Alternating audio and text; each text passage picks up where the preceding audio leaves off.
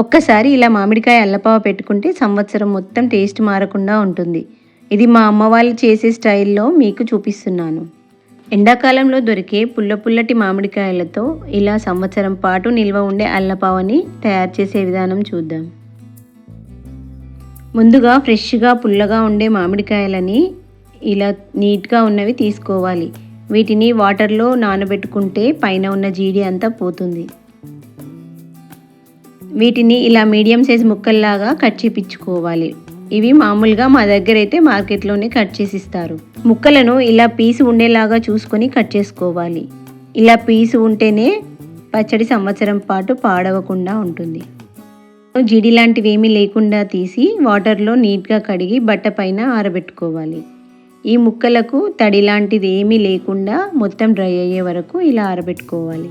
ఈ అల్లపావ చేయడానికి ముందుగా పోపు మిరంని ప్రిపేర్ చేసుకోవాలి. ఒక పెద్ద గ్లాసు కొలతతో 4 గ్లాసుల కారపొడిని తీసుకుంటే 4 గ్లాసుల ఉప్పుని తీసుకోవాలి. పచ్చళ్ళ కోసం స్పెషల్గా సన్నటి ఉప్పు మార్కెట్లో దొరుకుతుంది, అది వేసుకోవచ్చు. లేదంటే కల్లుప్పు ఉంటుంది కదా, దాన్ని గ్రైండ్ చేసుకొని వేసుకోవాలి. 3/4 గ్లాస్ ఆవాల పొడిని వేసుకోవాలి. 1/2 గ్లాస్ మెంతి పొడి జీలకర్ర పొడిని వేసుకోవాలి.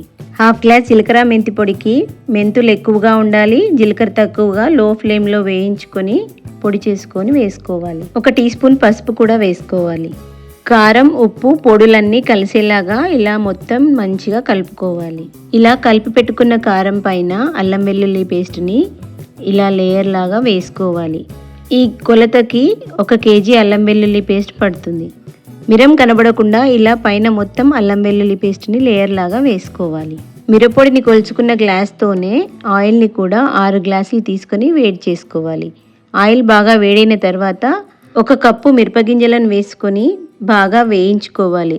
ఇవి బాగా గోలిన తర్వాత దీంట్లో 1 కప్పు ఆవాలు లేదంటే చిల్క ముక్కిత్తులు అంటారు కదా, వాటిని కూడా వేసుకోవచ్చు.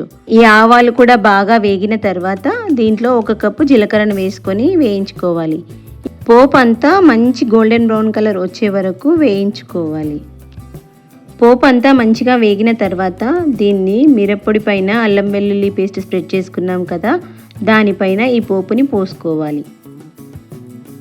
ఈ ఆయిల్ మిరప్పొడికి తగిలితే పచ్చడి నల్లగా అవుతుంది. అందుకే మిరప్పొడి బయటకు రాకుండా అల్లం వెల్లుల్లి పేస్ట్ని లేయర్ లాగా వేసుకొని దానిపైన ఈ పోపుని వేసుకోవాలి.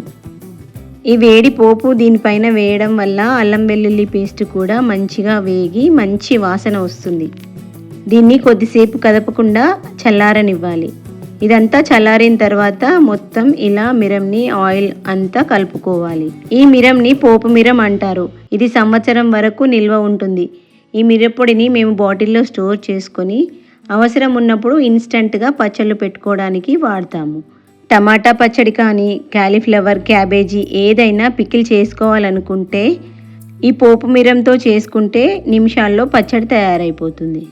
ఇది బాటిల్లో స్టోర్ చేసుకుంటే సంవత్సరం వరకు నిల్వ ఉంటుంది. ఇలా ప్రిపేర్ చేసుకున్న మిరంలోకి ముందుగా కట్ చేసి తడి ఆరబెట్టుకున్న మామిడికాయ ముక్కలను కొద్దిగా వేసుకొని మొత్తం పచ్చడంతా కలుపుకోవాలి. ఈ కొలతలతో చేసిన మిరప్పొడికి పెద్ద సైజ్ మామిడికాయలు అయితే 10 వరకు సరిపోతాయి. మామిడికాయలు చిన్నగా ఉంటే 15 మామిడికాయలు సరిపోతాయి. ముక్కలు మిరంలో కలిసేలాగా ఇలా కొద్దిగా వేసుకొని దీన్నంతా మొత్తం కలుపుకొని పెట్టుకోవాలి.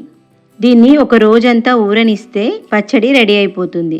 ఈ పచ్చడిని గాజు బాటిల్లో స్టోర్ చేసుకుంటే సంవత్సరం వరకు ఫ్రెష్గా ఉంటుంది. ఈ అల్లపావని వేడివేడి అన్నంలో నెయ్యి వేసుకొని తింటే చాలా టేస్టీగా ఉంటుంది. ఈసారి మీరు కూడా ఒకసారి ఇలా పచ్చడి ట్రై చేసి చూడండి, చాలా బాగుంటుంది. ఈ రెసిపీ మీకు నచ్చితే ఈ వీడియోకి ఒక లైక్ చేయండి.